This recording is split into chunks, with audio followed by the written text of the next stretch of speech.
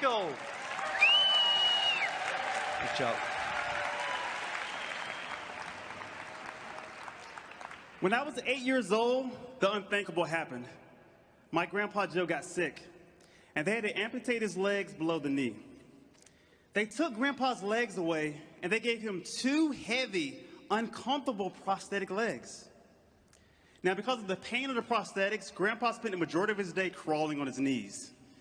Now, that alone would have kept most people in the bed, but not Grandpa Joe. His wife had a stroke, and she was completely paralyzed on the left side of her body. And Grandpa Joe would slowly crawl over to Grandma, and he would patiently feed and care for her, always with a smile on his face. Now, as an 8-year-old watching this, I thought, Grandpa, what are you doing? Stay in bed. Let the nurses care for her. It didn't make sense to me. But Grandpa loved serving others. On nice days, he would crawl over to his chair, and he would strap on those two heavy prosthetic legs, and I would watch him go from about 4'8.5" to 6 feet tall in a matter of minutes. And to me, that was magical. And he would walk around the community, and we would look for ways to serve others, like checking the mail and delivering newspapers for some of the sick and shut in.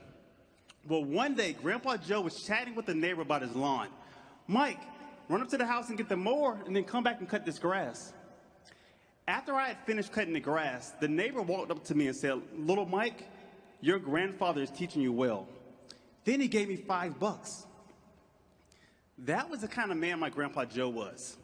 Several years later, when I was 19 years old and in college, my grandpa made me so proud when he received this medal, the Thomas Jefferson Servant Leadership Award. And I saw it and I thought, wow, why am I not serving more?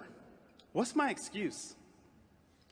And Grandpa Joe looked at me and he said, Mike, you have to make serving others part of who you are. Now, at 19, I didn't get it. But a year later, I found myself sitting on the front row of my Grandpa Joe's funeral, watching person after person come up and share about how Grandpa had served them.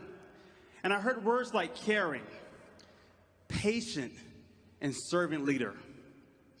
And then in the back of my mind, I heard my grandpa's words, Mike, you have to make serving others part of who you are. And I made a decision that day. I said, I will serve others. I will serve others. I will serve others. And I believe that I'm doing that. In 2020, I was recognized as one of the volunteers of the year at my company. In 2021, I received the Maxwell DNA Award, and I was asked to serve on faculty. Thanks to Grandpa Joe, serving others is now part of who I am.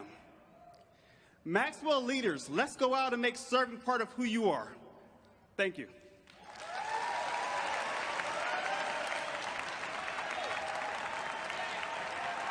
job. Well done.